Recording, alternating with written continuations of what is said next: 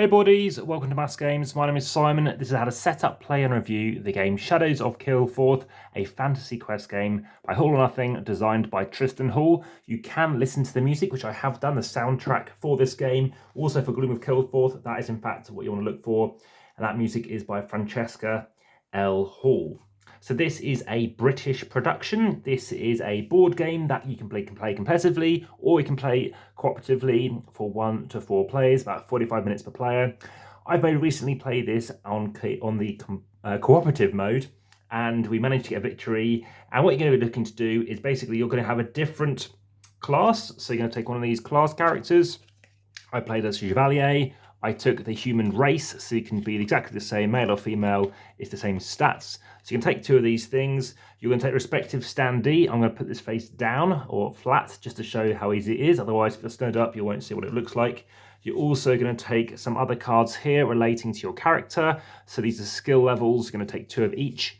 And as you unlock various sagas, it'll allow you to get one of those bonuses. So we're going to have this one for the Chevalier. So this one is chapter 1, then you've got chapter 2, 3, 4, a finale. And once you've completed that, you're going to get an ally on your side as well. So if you're playing quite well, let's say competitively, then you're in a better advantage. If you're playing cooperatively, you're going to wait for your teammate to actually get their thing too. And you'll normally be fighting off an ancient in your first game. Ignore ancients, ignore plots and that kind of stuff. Basically, as soon as you complete the finale, then you have won. So if you complete your first, you're waiting for your teammate. If you're playing it competitively, though, you're just trying to do it before your teammate does.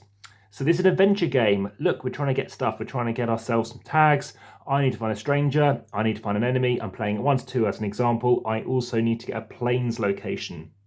Now, I have made this. This is an Ultra HD. This is a 4K recording. I could zoom in more or I could zoom out. I would lose that quality, which means you may not be able to read this text. Do let me know the comments are best on YouTube if you are watching this elsewhere, just in case you'd like to see this at a different zoom level or something like this. But as always, please do like, share, subscribe and hit the notification bell. So as we can see, I'm trying to go to various locations. I'm going to have, as you saw my character, I've got myself 4 life. So that's represented by hearts. I'm now actually going to remove this bottom bit because this is set up with a 5x5 grid, but just for a bit of space, I'm going to leave this down the bottom to show you what I'm dealing with. And this card in the middle is always here. This is the shrine. Heroes made for market actions here. We're going to have various actions available on our turn. If you want to play on a more difficult mode, you can play with a Couch of Death, which sounds very fun. And all of these cards, by the way, these are on the lighter side. There is a darker, mistier or shadow or gloom side, as you can tell, because if you go there, there's going to be some problems that you will encounter. Now, you might hear me rustling stuff off to the side. This isn't an insert that actually comes, well, I basically set up the insert. It didn't tell me how to set this up, but I've set up the various cards on the left-hand side. Various tokens, you're going to mix it with Gloom of Kilforth. Comes with a bag, which we'll be getting loot out of. And I'll just let you know that it's quite difficult to get some stuff out of with my size hands. And over here we have dividers for various things such as those race and class. But these dividers are not numbered or named or anything like that. You need to write it on yourself. Sometimes they look like this, and sometimes they have a slightly different backing as well. So it depends if you want to have them with a kind of a blue side, but they are blue side on both sides, or is that kind of, I guess, that lighter shade as well. So I'm playing with a human, and I'm playing with a Chevalier, so that's what I'm representing. Just kind of leave that in shot. As you can see, I've got 4 hearts, so let's give myself 4 hearts. These components, very nice and bright. A person I played this with most recently really likes the vividness of them. Personally, I would have liked them a bit more, I don't know, a bit more gothic, a bit more to them, let's say. But for the price point, maybe that is why they've chosen to go the way they have. So what these represent, these are action point tokens, which aren't necessarily too good using this board game accessory mat just to easily pick these cards up with. Check out my sleeving playlist. I did not play this sleeved, and due to the lighting, I didn't want to do that too. You're also going to take fate tokens. These are going to be useful for completing skill tests as well, because you'll be rolling dice. This is a dice chucker. If you're not interested in dice chuckers, check out my 1565 game, which is a card-driven game, also by Tristan Hall. Very much inspired by sort of Magic the Gathering. This is kind of similar to whereby we have various locations we can go to and various cards that we can tap or exhaust and use once per day. So this is a game that happens over 25 rounds or 25 days, but depending on the number of players, you are going to be discarding some of these night cards, and we're going to go through a day phase, and then we're going to go through a night phase, which involves turning over a card and something happening too. Everybody's also going to take a player aid. This is very good. This is double-sided. There's also, it's a 28-page rulebook whereby there's a huge index going on here, which is very much needed.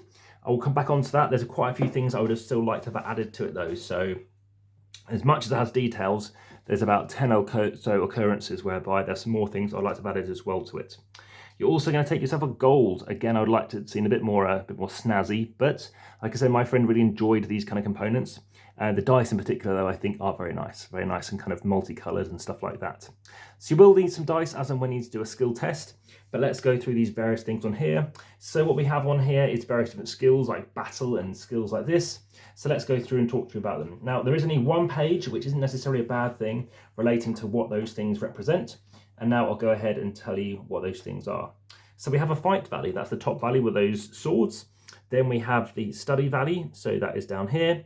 Then we happen to have the sneak value, and then we have, sorry, the study value is the third one. Sorry, the sneak, and then we have influence. So let's go through it again. We have fight, study, sneak, and influence. There are various locations which you will need, and as you can see with my class, I have actually improved ability. So actually, I'll be able to do in this case, a study of 4, and in this case, on the bottom here, an influence of 3, or sometimes I say blue test.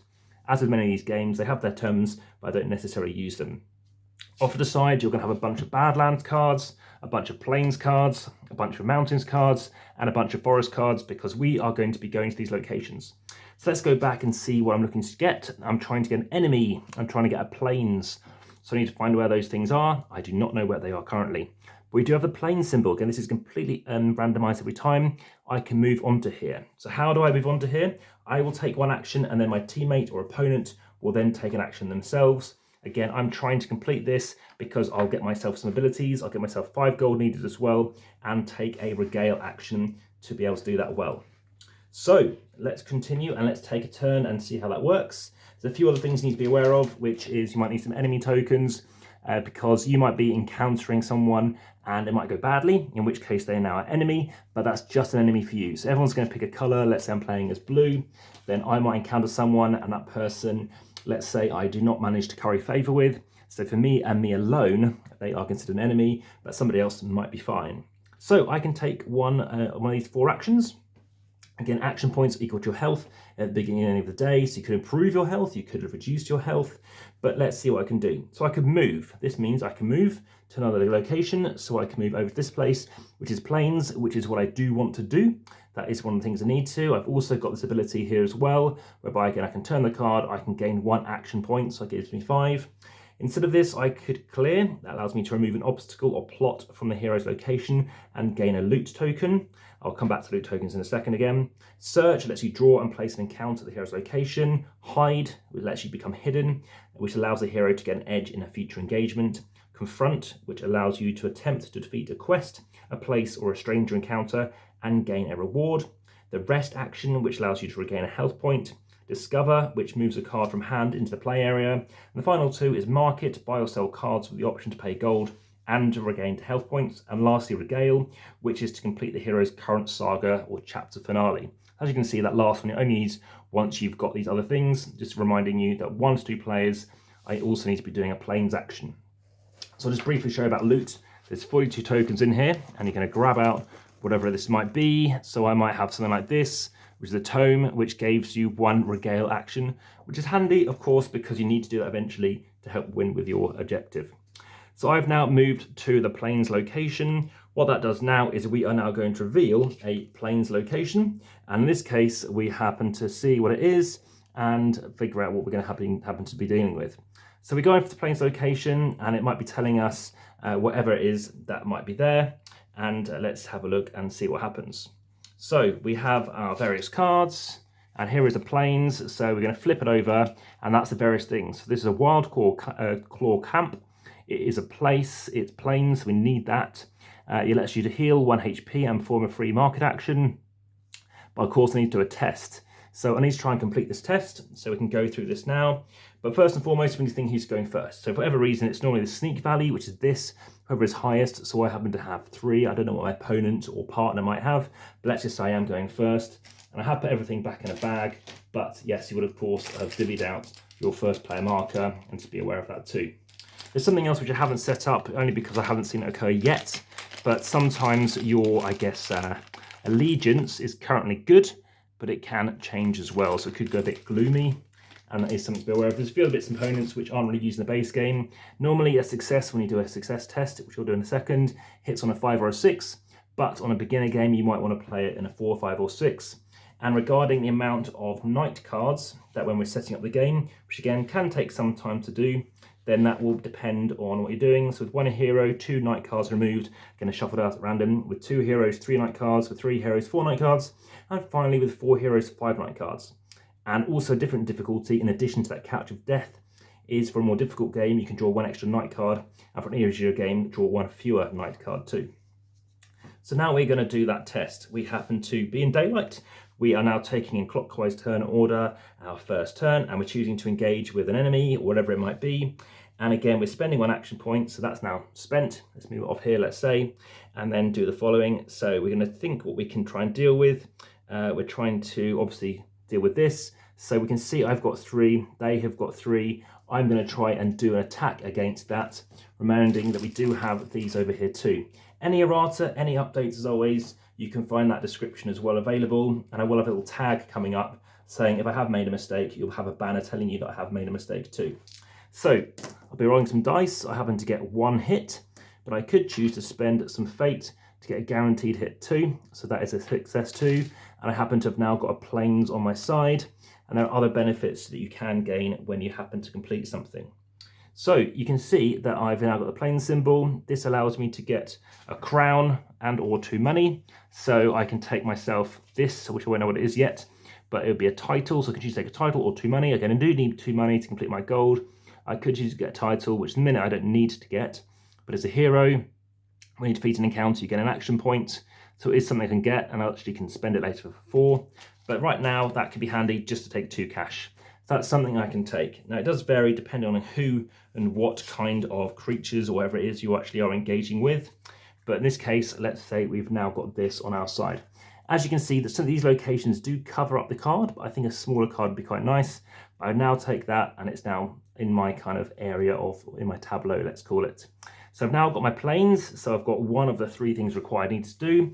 It's my teammate or opponent's turn to go next, and then it might be back to my turn to then move on. So normally you're just moving 1 space, and you're encountering whatever you're hitting. In this case, they might discover an enemy, in which case I want to slowly start moving towards the enemy or that stranger to then try and to best it. And that's pretty much how the game's going to go. Of course, you will get some abilities when you happen to complete it. So we'll just quickly go through that too. So you're going to be spending your 5 gold, spending your regale action. And what's going to happen is once you've given up that kind of stuff, it allows you to increase your maximum hit point by 1, or health, sorry, by 1, so up to 5. And then you're going to gain your eligible skill. So I could choose to gain between when your foe loses 1 or more hit points or health points, it loses an additional 1, or I can choose to have this one. When you draw planes encounters, you draw an extra 1, and you can choose which one to discard. And per day, you can flip that across. So that's how that's going to work. Again, you do need to do the regale action to do it. You've gained that skill, you're on to the next chapter, so that's going to flip over, and you're going to be on to chapter 2. And then what's going to happen is, again, you're going to keep on doing that as they kind of skill up, and you're getting more and more stuff. And that's pretty much how the game's going to go. There's obviously night, which I haven't talked about yet. So night phase is going to kick in. So this is going to be in the Forsaken Glade. So we need to find where that is, which is over here. So this comes out on here, which means it's now harder to maybe reach it. So we've got various things to deal with. Gloomguard gains 1 fate. All heroes choose sides. There's various things that we're going to be interacting with and being aware of. That's pretty much the premise of the game. We last played this about a week ago. I would normally have actually made a nice comprehensive video literally a day afterwards. Unfortunately, I didn't get around to it. But there's lots of things you can consider doing. Like I said, this is just a base game. There's also expansions as well to do with that. But we haven't even talked about Ancients, which are over here too. So Ancients, they might need to have allies as well. You might want to get items. Ancients to deal with, various renders of flesh, very cool terms, and like nice artwork. So let's talk about some of the things I've written down about this game that I want to tell you about in terms of the review. Okay, so I didn't mention all of this before, but I did mention quite a lot of it. So there's no storage instructions. As you can see, there's a lot of space, but of course it is because you can get Gloom of Kilforth in here too. There's no divider naming, as I mentioned. It's a bit of a shame because you just have to try and figure out, based on maybe the setup, how to do it. apart from that, there's no examples of turns. It's quite a text-heavy rule book. There's some kind of turn examples, but not that many, not anywhere near as much as I'd like. It is a dice chucker, so if you're not interested in that, and I'm generally not into dice chucking, I know it sounds a bit Wally-like to say, oh, I like to place a 4 and use it as a 4 for something, but for some games, that is what I prefer. I do know that you can get a nice wow effect and a kind of nice big moment when you do roll what you need. Like I said, the smaller cards would be nice. Again, you can get miniatures for this game too. That is something to do with it.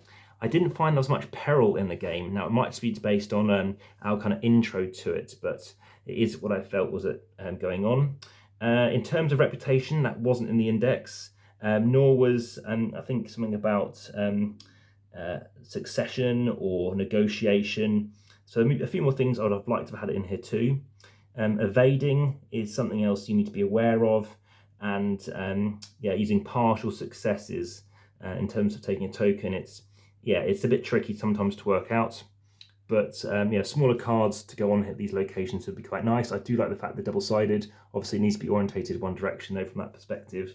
And yeah, the brightness, telling what side is bright and not bright, it isn't massive. It does take for some of these cards some time for me to figure out. Obviously, you can figure out that they do have that minus value though on the other side. And I wish there was a bit more, I think, depth in terms of different shades of things like that. Obviously, you have different races, you have different classes, that kind of stuff too. You obviously finite amount of these tokens. Again, they're nice, bright tokens. Like I said, my colleagues really did like those. I would like them to be a bit more, I don't know, effective, I guess, in their look. But I think Panda is the manufacturer behind them for this one here. Yeah, that is pretty much the game. Like I said, when you do get a card, you can choose to do various things, how you want to resolve it. So maybe I want to just help talk to you a little bit more about that. And the music, by the way, I did very much like. It's not too long, it's only about 40 odd minutes, which is meant to be the duration for a single play. So I did play through it a few times. As you do skill up, it's nice. Like I said, it's nice. It gives you key instructions as to how to do it. So that's really cool. But there's a few things I want to talk to you about battling and how you're basically doing this. So again, you need to try and get a success. That is very key. You can also play a team in skirmish mode as well, by the way. But I just want to talk to you about when you happen to resolve a battle. So you can, of course, play this differently. If you are playing it solo, you are typically playing 2 characters. That's the kind of, I guess, how it's designed. But during the loot step, basically, once you have resolved location, you can easily gain the gold listed on it of that defeated card, or you can draw a random loot token, as I mentioned. And then you have the rumour step, which is basically you're taking that defeated card or encounter card into the hands of rumour, which is basically, well, we'll come back onto it, something you can use, or you can defeat or discard that card and draw a card from the reward deck. So you can choose to discard this card, not keep the card, and gain this instead. The reason why you want it as a rumour is now you've been rumoured to know a bit about Badlands or whatever it might be, in this case plains, because we need it on the other side. But if you defeat an enemy, you're going to get an item. If you defeat a place, you get a title. A quest gives you a spell, and a stranger gives you an ally. That's rather thematic. I do think that's quite cool. Like I said, I do like how each of these work differently as well. These sagas, I think there's only 4, so there are obviously 8 races and 8 classes, so there's more stuff you can play with as well. But in terms of these skill sets, there's only, again, 4 sets. So it's ripe for, obviously, you wanting to try out other sets of it too. In terms of the dice, obviously, you get what you get. Check out my dice listening playlist. This will be going in it too. But this has been Shadows of Kilforth. Thanks very much for watching. Speak to you again soon. Like I said, I do like the all or nothing kind of effect, kind of artwork going on here. But for now, back to the table.